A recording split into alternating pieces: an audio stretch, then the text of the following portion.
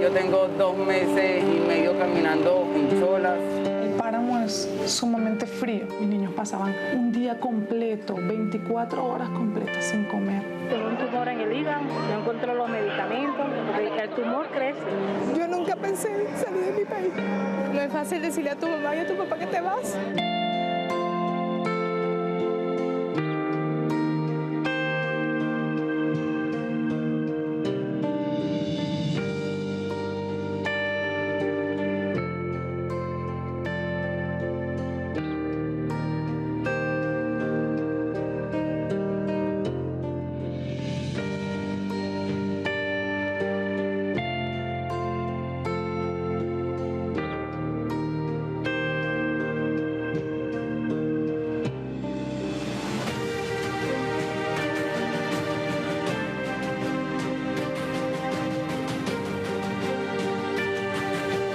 Gracias a las organizaciones que están apoyando a los desplazados venezolanos. Es como un respiro, un descanso, un alivio. Y aquí, bueno, ellos me han apoyado como una familia.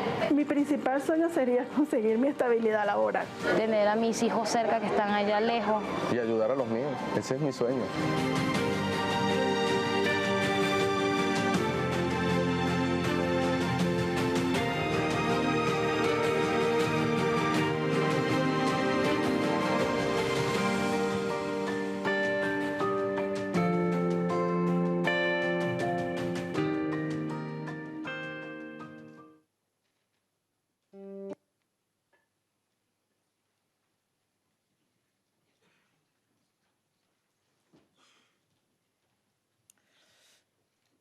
First of all, let me thank you all for being here, and let me also apologize for the short bit of delay.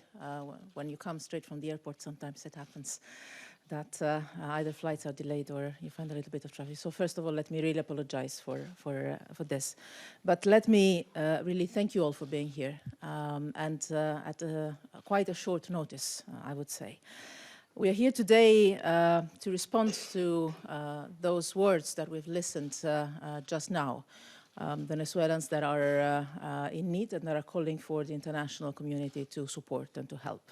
We are here today to mobilize and join forces globally on one of the most dramatic crises of our times. Latin America and the Caribbean are facing probably the largest displacement of people in the modern history, for sure, of the region, but this is projected to become the largest crisis when it comes to refugees and migrants in the world. Next year, the number of Venezuelans abroad might exceed 6.5 million. It is the largest crisis, but it is also an impressive demonstration of solidarity by Latin Americans for Latin Americans. Colombia has so far received over 1.5 million people. Peru over 800,000, Ecuador over 300,000, only to mention a few. And I'm sure these are numbers approximated at the lowest and not at the highest possible level.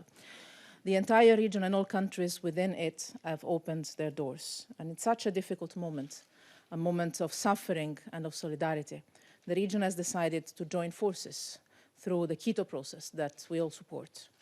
We always say that multilateralism holds the answer to the great challenges of our times.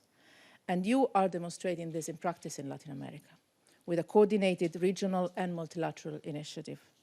We Europeans have also contributed.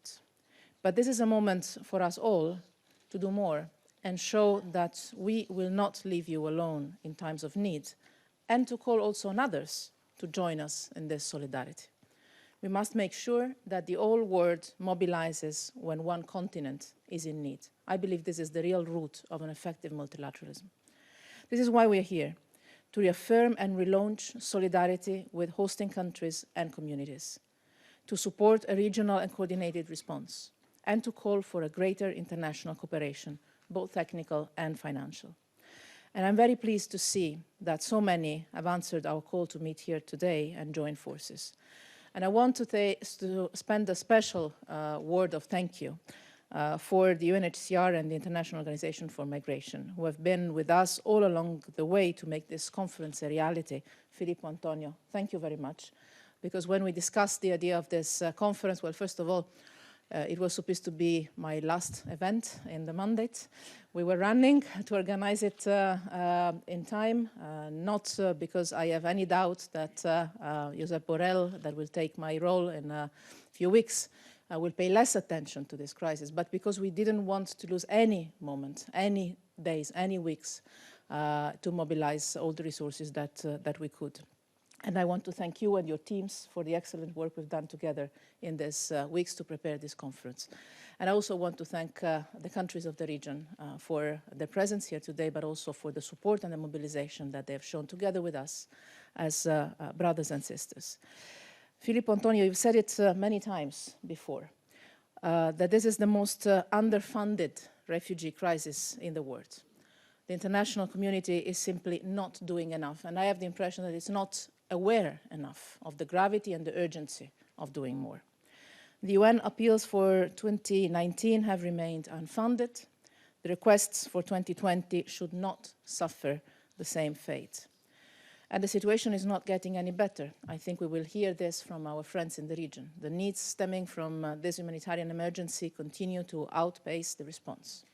The numbers of Venezuelans leaving their homeland continues to grow, and so do the challenges faced by the host communities. Flexible entry policies are an essential lifeline to effectively guarantee the protection of refugees and vulnerable migrants, and we need to act to preserve them and make them sustainable. Acts of hatred, intolerance, and xenophobia, even if isolated, need to be forcefully rejected. But we all know very well that the best response to this is collective solidarity, to show that nobody is left alone in providing the protection that the people who flee from conflict and instability need and deserve. The European Union has been active since 2016 on this. This is first and foremost because we are close to the people of Venezuela, even if an ocean divides us.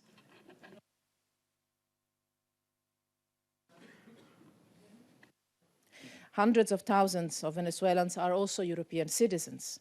We are friends, we are family, we have ties that are deep and profound. But beyond that, we feel the responsibility to not let anyone down. We feel the responsibility to support solidarity whenever it is put in place. As one of the great global economies, as a global player, and as a friend of Latin America, Europe has been with you from the very beginning, and we will continue to be.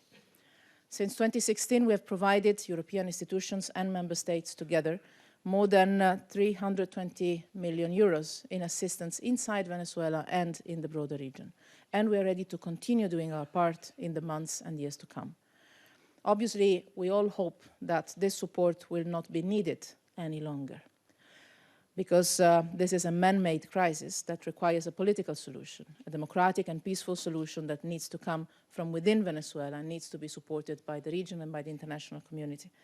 And this is why at the beginning of this year, in a moment when military confrontation seemed almost inevitable, we created the International Contact Group on Venezuela with partners from Latin America, Europe, and the international community. We wanted, and we still want, first and foremost, to stop the escalation and move towards a dynamic that could lead towards a peaceful and democratic solution to the crisis. And together, we have achieved some progress on the political side, not as much as we would have liked to, but not irrelevant. However, as we continue to work on the political track, Venezuelans that are fleeing their country and the host communities that are hosting them need our support urgently. Refugees and migrants need humanitarian aid, and they need integration within their communities hosting them. And those communities need our support. This can only be achieved through a collective mobilization. Governments and businesses, international organizations and civil society, countries from the region and from the whole world. This is the sense of today's conference and tomorrow's conference as well. We'll continue over this evening and tomorrow to send an important message. This is the first time that the international community gathers outside of the Americas to mobilize solidarity to Venezuelans and their host communities. It is the first time, but let me say it will not be the last. Today is the beginning of a common path. There will be other conferences and occasions like this in the coming months. The mobilization will have to be sustained, And I know that the European Union, as I mentioned with my successor, Josep Borrell, and with all the member states and the European Union institutions, will continue to be a leading partner in such collective mobilization, not only as a donor, not only as a political partner, but also to mobilize others to contribute in a significant manner. So we will continue to stand on your side, financially, technically, and politically. You can count on us, and I hope you will be able to count on many others as a result of this common work that we're beginning today. I thank you very much. Muchas gracias.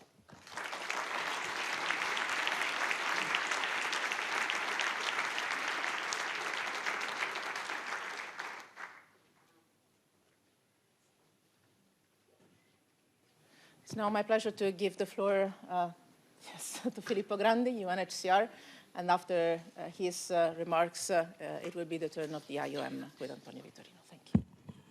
Good evening, and thank you, Federica, and thank you all for being here. And let me start by recalling again why we're here today. Pending and perhaps failing that political solution that Federica mentioned towards the end of her remarks, 4.5 million men, women, girls and boys have had and continue to have, or seem to have no other choice, but to leave their homes in Venezuela for the reasons that we know: political instability, growing insecurity, human rights violations, all compounded by the economic collapse of the country.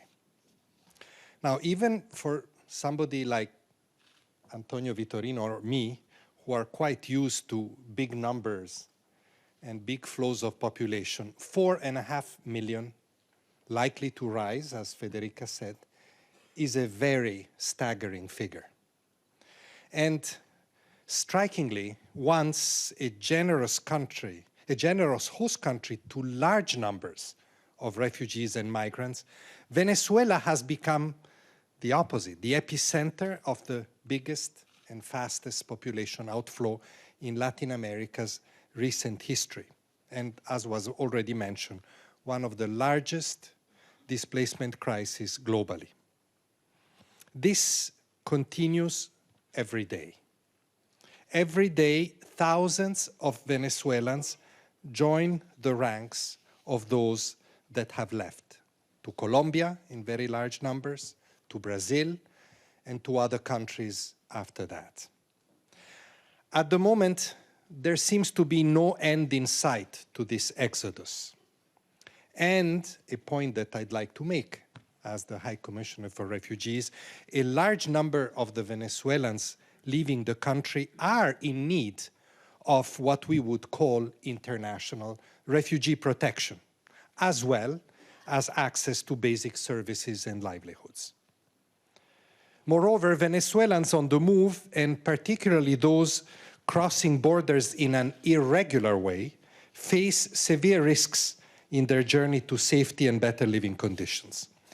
Many are exposed to exploitation and abuse, and encounter difficulties in exercising basic rights. And as the numbers grow, so does the hardship they endure.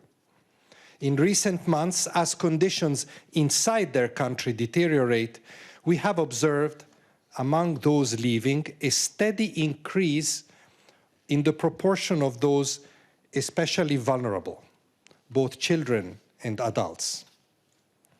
For years, countries in Latin America and the Caribbean have opened homes and hearts to their Venezuelan brothers and sisters. More than 80% of all Venezuelan refugees and migrants have remained in the region. And despite immense pressures, most countries in Latin America and in the Caribbean have shown solidarity with the Venezuelan people. Over 2 million resident permits have been granted. Over 650,000 asylum claims have been lodged by Venezuelans in those countries. Venezuelans are not confined to camps, but live in towns and cities with local people, with whom they share, of course, linguistic, historical, and cultural links. Colombia's decision to grant citizenship at birth to the children of Venezuelans in the country is the most recent example of this solidarity. But this cannot be sustained alone. Host country budgets are strained to the limit, their resources diminishing, their institutions and infrastructure overburdened. This is the key issue of this conference. Pending that political solution that was mentioned, more international support is needed and fast. The regional platform, co-led by IOM and UNHCR, has provided coordination and joint planning mechanism, engaging many partners from across the region and beyond. But this is designed to address the most essential, urgent protection and humanitarian needs. And even at that, the regional response plan is just half funded, and another larger one will be launched in a few weeks. Beyond this, very importantly, development investments are badly needed in education systems, in health facilities, in infrastructure and local economies. These investments are critical if national systems and services are to bear up under the strain, but they are materializing only very, very slowly. I welcome the involvement of the Inter-American Development Bank and the World Bank's decision to extend concessional financing to Colombia and potentially Ecuador. I urge them to continue and accelerate their interventions, and I urge others, international financial institutions, bilateral development agencies, the private sector, to follow their lead and fast. What is at stake is the stability, the prosperity, the welfare of the whole region. And this is something that should matter to us all. In my travels to all neighboring countries and beyond, I have seen how host communities, especially those in remote areas, struggle to provide food, water, education and health, employment, housing to thousands of Venezuelans. National capacities and those host communities are being stretched to breaking point, which means that regional solidarity and political will may erode in the face of insufficient international support. This background offers already, most regrettably, a fertile terrain to the irresponsible use of social media and radical statements by some, which fuel, in turn, some worrying acts of hatred, intolerance, and xenophobia. Faced with these challenges, it is essential that governments and societies, with our help, respond with a clear and strong message. Political and opinion leaders have a clear responsibility to create an atmosphere conducive to the integration of refugees and migrants by condemning xenophobic and intolerant attitudes and actions, and appealing to peace, justice, calm, and restraint, and we should support them to do that. Also, stricter conditions are being imposed by some countries in the region on the admission of Venezuelan citizens, given the growing numbers. And states have the right, and indeed an obligation to their citizens, to manage access to their territories. I trust that these measures will be exercised in a manner consistent with refugee protection standards. And such restrictions do not send a positive message to countries like Colombia that share a border with Venezuela and have taken a considerable share of the responsibility to assist and protect Venezuelans. Moreover, given the current situation in their country, Venezuelans find it increasingly difficult to comply with entry requirements. These, therefore, increase the risk of irregular movements, putting people at greater threat from human smugglers and traffickers. So I call on all countries in the region, difficult as it may be, to continue to articulate and coordinate their policies, to exchange information and good practices through the Quito process. This is a very good government-led initiative which marks a significant step towards harmonizing policies, scaling up the humanitarian response, and integrating refugees and migrants. I welcome very much the initiative which has been discussed to create a group of friends of the Quito process, to bring together those host countries, but also the international community, international financial institutions. Addressing the Venezuelan refugees and migrant crisis requires global and inclusive partnership in which solidarity and responsibility are shared by the entire international community, not only by the host countries in the region. This today, as Federica said, is the beginning of a process over the coming months to mobilize substantial additional funding, including, if at all possible, through a pledging conference to address the increasingly urgent needs and socioeconomic integration challenges of Venezuelan refugees and migrants. Today, with this International Solidarity Conference, we want to send a strong message to the Venezuelan refugees and migrants and their hosts in Latin America and in the Caribbean that the world has not forgotten them and that we will support them in their time of greatest need. Thank you.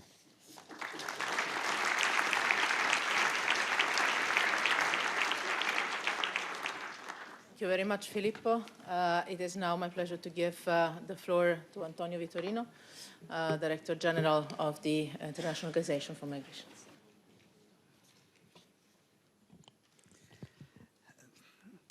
Dear Federica, dear Filippo, ladies and gentlemen, first of all, I would like to thank you, Federica, for having set up with such short notice this conference, because I think sincerely that it is a success. It is a success because our key concern was the gap between the magnitude of the Venezuela crisis and the lack of visibility in the international community.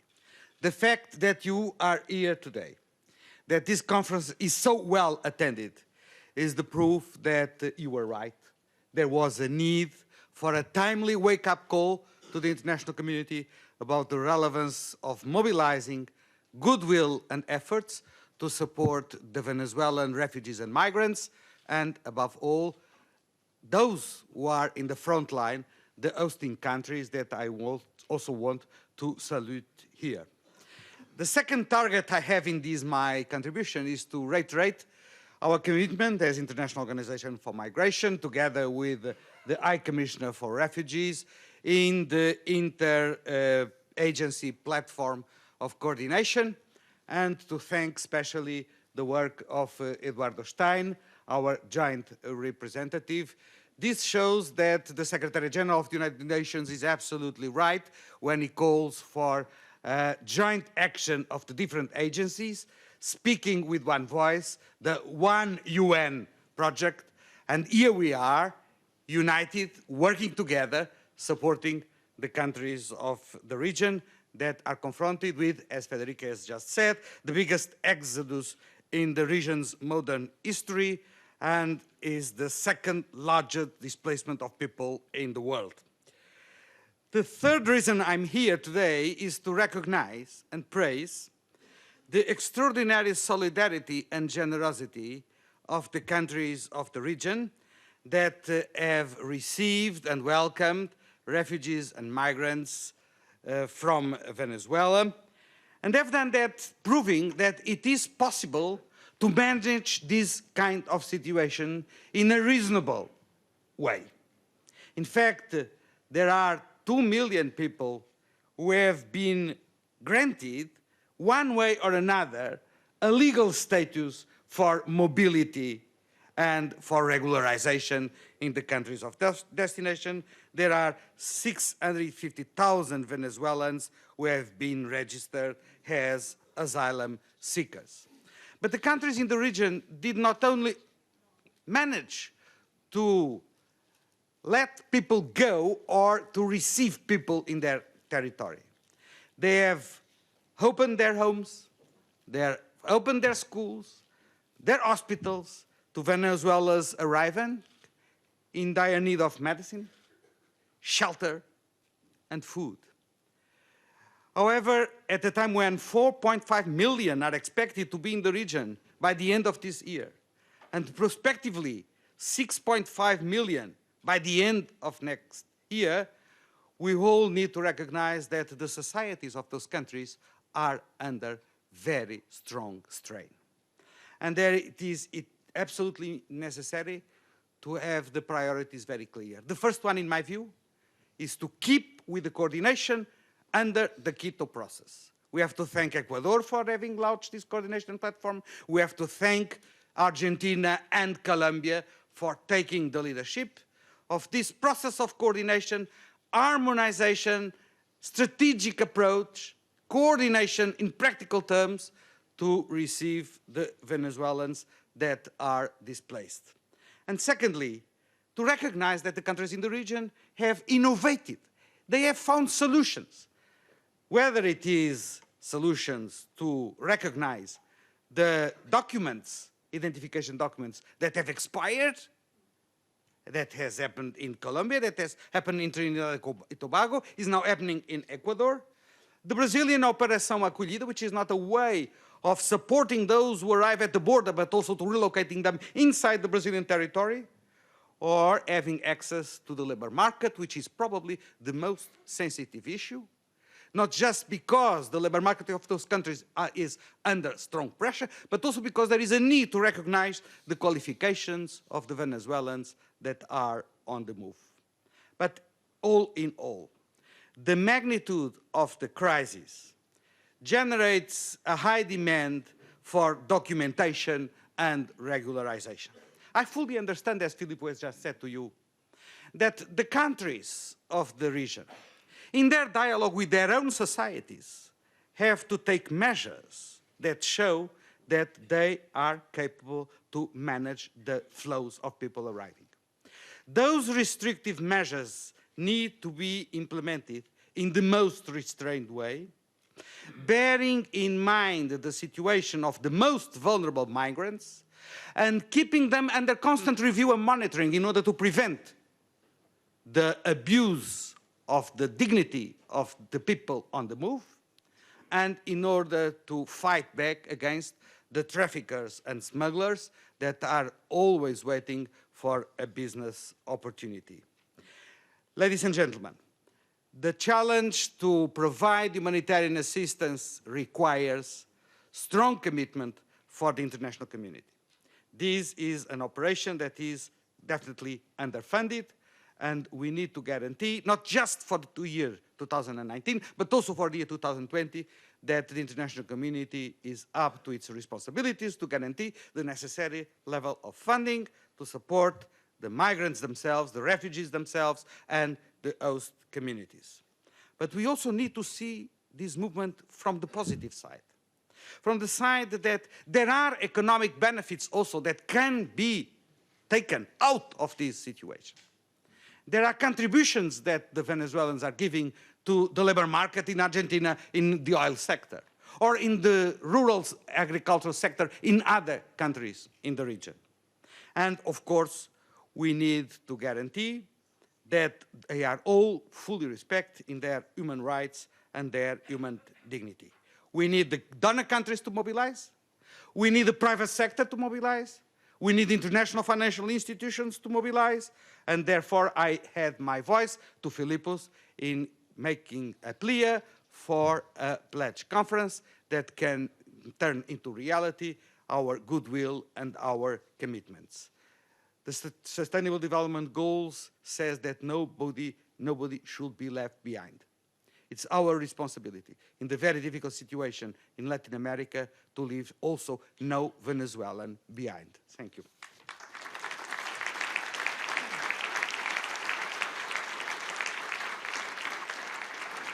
Thank you very much, Antonio. And let me say that I'm particularly pleased that we have this podium today bringing together the European Union and UN agencies, because not only on Venezuela, but on so many other crises, we've been working so much together. And I think this is a good picture of the UN-EU cooperation in general terms, and obviously today on this extremely important Venezuelan refugee and migrant crisis.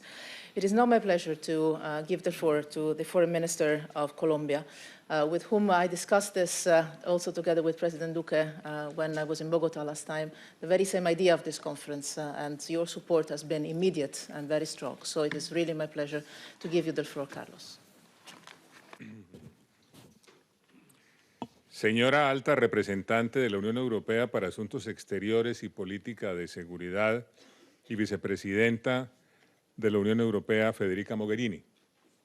Señor Representante Especial Conjunto de ACNUR y OIM para los Refugiados y Migrantes Venezolanos en la región, señor Eduardo Stein. Señor Alto Comisionado de las Naciones Unidas para los Refugiados, Filippo Grandi. Señor Director General de la Organización Internacional para las Migraciones, Antonio Vitorino. Señor Ministro Josep Borrell. Muy queridas y queridos ministros asistentes, muy apreciadas señoras y señores. Quiero ante todo expresar el agradecimiento del Gobierno y de los ciudadanos colombianos por la convocatoria a esta importante conferencia. Nos congrega un sentido de urgencia, un sentimiento humanitario. La dimensión del éxodo de hombres, mujeres, niñas y niños, personas mayores y personas enfermas que se vive hoy en el hemisferio occidental no tiene precedentes en la región. Como tampoco lo tiene la magnitud de la crisis que impide que millones de ciudadanos venezolanos reciban el alimento, la atención médica, el agua potable y otros bienes y servicios básicos requeridos para su supervivencia en su territorio. Desde el inicio de su mandato en agosto de 2018, el presidente Iván Duque ha manifestado de manera inequívoca que el gobierno colombiano continuará recibiendo con solidaridad, sentido humanitario y gratitud histórica a todos y cada uno de estos niños, niñas, hombres y mujeres, y realizará todos los esfuerzos a su alcance para acogerlos y proveerles de las atenciones que requieren para paliar sus necesidades más apremiantes. Por ello, desde agosto de 2018, hemos reiterado la necesidad de que el mundo tome conciencia de la gravedad de la situación y de la seriedad de sus repercusiones que trascienden ampliamente el ámbito regional. El llamado de Colombia y de otros países de la región alentó la designación del representante especial conjunto para la crisis regional, don Eduardo Stein, cuya tarea reconocemos. Inspiró el establecimiento del proceso de Quito, ha impulsado la creación de mecanismos de financiación multilateral y ha promovido la llegada de recursos de cooperación a la región destinados a complementar los inmensos esfuerzos que los estados receptores se encuentran realizando. Agradecemos la solidaridad y el apoyo que hemos recibido de la comunidad internacional, de los países donantes y de los organismos multilaterales. Sin embargo, es indispensable que esta ayuda aumente. Dicha ayuda, por la magnitud del fenómeno, es insuficiente ante el tamaño del desafío que estamos enfrentando. Con ocasión de la visita de la señora alta representante a Colombia, Federica Mogherini, el pasado mes de septiembre, el presidente Duque manifestó la importancia de que la Unión Europea liderara una acción más decidida y más contundente para evidenciar las proporciones de esta tragedia. Agradecemos su receptividad y su liderazgo, en virtud de los cuales nos encontramos hoy aquí para exponer ante el mundo las condiciones que obligan a los ciudadanos venezolanos a huir de su país y el impacto que su arribo sobre comunidades de acogida, sobre los sistemas de salud, educación y saneamiento básico y sobre las capacidades institucionales de los gobiernos locales, regionales y nacionales de nuestros países. De la misma forma, agradecemos la visita que recientemente hizo a Colombia el señor ministro Josep Borrell, quien visitó la frontera con Venezuela y pudo hablar con muchísimos de los migrantes venezolanos que han llegado a territorio colombiano. Colombia acude a esta cita con esperanza y compromiso. Esperanza frente a la posibilidad de que los diversos actores, los estados, las empresas, los organismos multilaterales y las organizaciones no gubernamentales acompañen nuestro empeño por proveer unas condiciones dignas de vida a quienes se encuentran en condiciones indescriptibles de vulnerabilidad.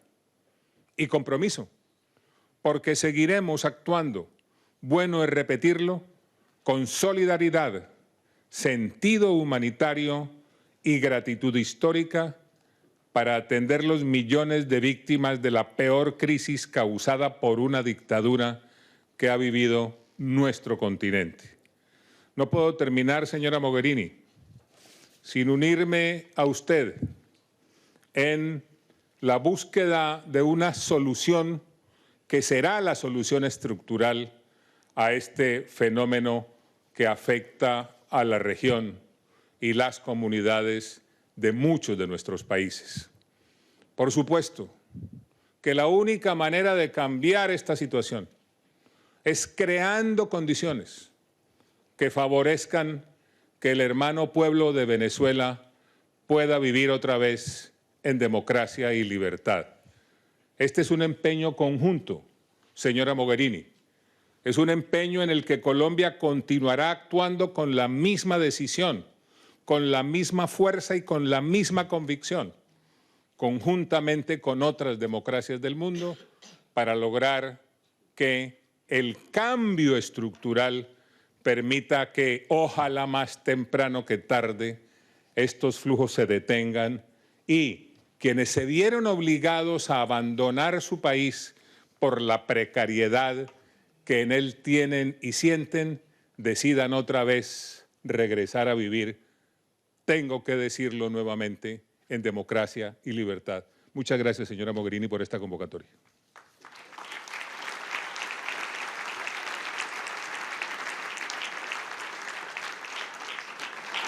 Muchas gracias, Canciller.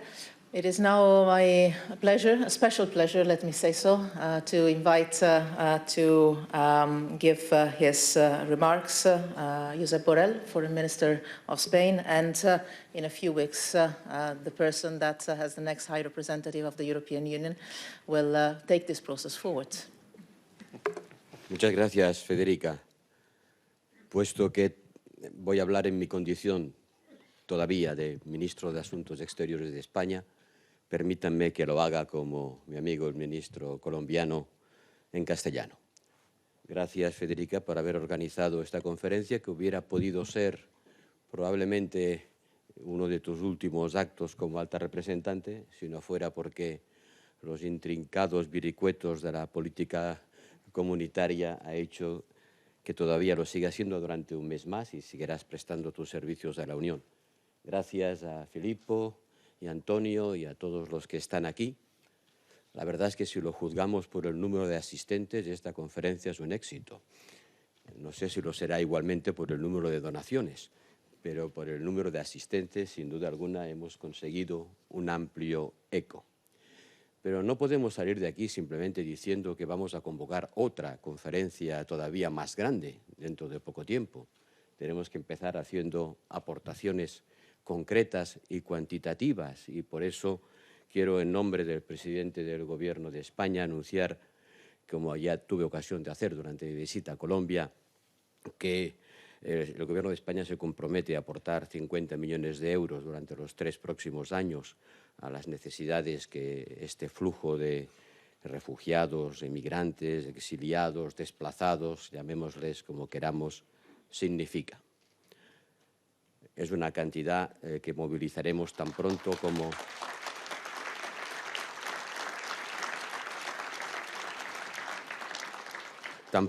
las circunstancias electorales lo permitan. Pero creo que es bueno que empecemos aportando cifras de donaciones y no solo de asistentes. Sin embargo, es evidente que hoy no llegaremos a la solución definitiva del problema y que seguramente será necesario seguir trabajando junto con el Grupo de Quito para ayudar a los países receptores de este flujo de personas, cuyos ministros y amigos están aquí, a acogerles. Ciertamente hay que agradecerles el esfuerzo de solidaridad que hacen. Y desde una perspectiva europea hay que hacerlo todavía más, porque cuando los europeos se agitan y se preocupan y expresan temor por la llegada de los emigrantes en un número mucho menor que el que está saliendo de Venezuela, habría que poner en valor relativo lo que significa el esfuerzo que ustedes hacen. Veo aquí a mi amigo el ministro de Exteriores de Portugal y no sé qué pasaría en España si de repente por la frontera de Francia o de Portugal nos llegara 1,5 millones de personas pidiendo ayuda. Francamente, no sé qué nos pasaría cuando demostramos tan grave preocupación porque nos llegan algunos miles de personas a través del estrecho o a través de las islas griegas. No sé cómo reaccionarían nuestras sociedades, seguramente con un menor esfuerzo de solidaridad y comprensión que las de Colombia, Ecuador, Perú, los países que han acogido a este flujo. Por lo tanto, hay que agradecérselo y mucho, no solamente porque el impacto tiene que ser tremendo sobre sus estructuras de producción de servicios públicos, educación, sanidad. Yo he tenido ocasión de ver el esfuerzo que hacen y cuán insuficiente es todavía para atender este drama humano. Pongamos las cosas en sus cifras. Las Naciones Unidas calculan que a finales de este año, que está ya acabando, el número de personas que hayan salido de Venezuela puede llegar a ser 5,5, más cerca de 5,5 que de 5 millones, cuando ya sabemos que han salido más de 4,3, y que según todas las previsiones que me comentaba Antonio hace un rato, la cifra puede aumentar todavía más. Y por lo tanto es de temer que la resiliencia de las sociedades receptoras sea puesta a prueba, no solo por su capacidad de suministrar bienes y servicios públicos elementales, sino también por su impacto sobre el mercado de trabajo, que sin duda lo tiene, y también por los inevitables brotes de rechazo al extranjero e inevitables actitudes que por el momento no se han producido, pero que pueden llegar a producirse de rechazo al otro cuando el otro es demasiado numeroso. Nosotros los europeos hemos demostrado mucha menor resistencia a estos fenómenos y por eso es tanto más de agradecer y admirar la suya. Tendremos pues que seguir aportando recursos, porque si el origen de este problema es político, no podemos aspirar a resolver el problema político para hacernos cargo del problema humanitario. No podemos esperar a resolver el problema político que representa la situación en Venezuela a hacer frente a esa realidad inmediata, acuciante y que se va a agravar. Pero no podemos tampoco dejar de medir cuál es la capacidad que tenemos todos los que estamos aquí reunidos, somos muchos, la comunidad internacional en su conjunto, las Naciones Unidas, los Estados miembros de la Unión Europea, las ONGs, la sociedad civil, para hacer frente a la dimensión que este problema tiene y que va, desgraciadamente, a seguir teniendo. Hace un año lanzasteis desde Naciones Unidas una llamada para recolectar fondos y pedisteis, si no estoy mal informado, del orden de 750 millones de euros. Se han recaudado aproximadamente el 60%, algo más de 400 y pico millones. Es decir, solamente hemos cubierto el 60% de nuestro objetivo y eso era para las necesidades estimadas hace un año. ¿Cuánto más hace falta para las necesidades futuras? ¿Vamos a ser capaces de responder a esa necesidad? Si extrapolamos lo que hemos hecho hasta ahora, pues hay que preguntarse si realmente va a ser así. Y también hay que preguntarse si, llegado el momento en el cual no seamos capaces de hacer frente con los recursos que voluntariamente se aporten, no habrá llegado quizá el momento de pensar en soluciones políticamente más comprometidas. Porque Venezuela importa al año del orden de 3.000 millones de euros en alimentos. Solo en alimentos 3.000 millones. Y sus importaciones totales para atender las necesidades de la población son del orden de 10.000 millones. Son 30 millones de habitantes, de los cuales 7 millones se estima que están desnutridos. Y el 25% es objeto de ayuda humanitaria. Si la situación continúa así, y si realmente Venezuela no es capaz, o no le dejamos, que importe los recursos necesarios para satisfacer las necesidades básicas de su población, mucho me temo que el número de personas que necesiten nuestra ayuda fuera no será 6, puede ser 7 u 8 millones. Y alcanzaremos seguramente unos límites difíciles de hacerles frente. Y por lo tanto creo que, como en otras ocasiones, y si no lo dijera no me quedaría tranquilo, tenemos que empezar a pensar si los recursos de los propios venezolanos que están bloqueados en el extranjero no podrían ser puestos a contribución de esta ayuda. O si no, podemos pensar en otro tipo de actuaciones que la comunidad internacional ha hecho otras veces, como el de petróleo por alimentos, para evitar que la situación interior se deteriore tanto que el impulso a salir de ella genere flujos que sean prácticamente imposibles de soportar por los países que los reciben o de financiar por la comunidad internacional.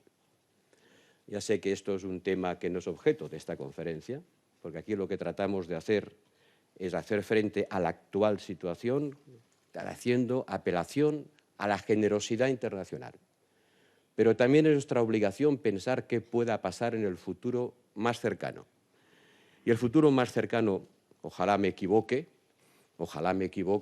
y Venezuela recupere una situación política que todos deseamos basados en elecciones libres, democracia y prosperidad, pero mientras eso no ocurra, tenemos la obligación nosotros, los responsables políticos, hoy como ministro de Asuntos Exteriores de España y solo como eso lo digo, mañana quizá lo diga en otra condición, de empezar a pensar en soluciones que comprometan los recursos de un país rico en recursos como es Venezuela, aunque hoy sea uno de los países más empobrecidos del mundo. Y eso también creo que tenemos la obligación de plantearlo y pensar sobre ello para complementar una generosidad que hasta el momento no ha estado a la altura del reto y que mucho me temo que seguirá sin estarlo. Muchas gracias.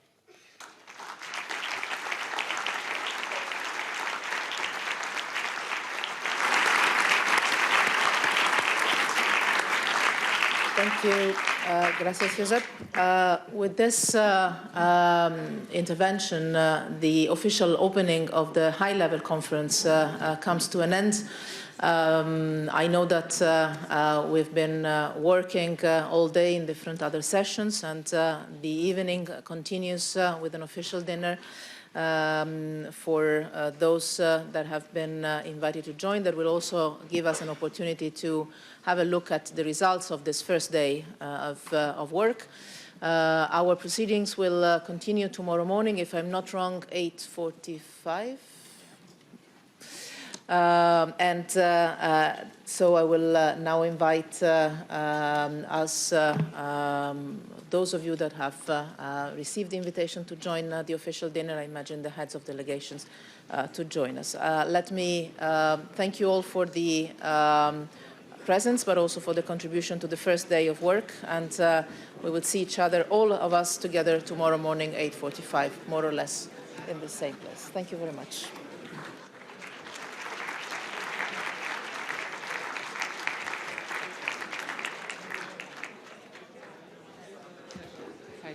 Just a couple of housekeeping announcements. For those invited to the official dinner, the entry of in the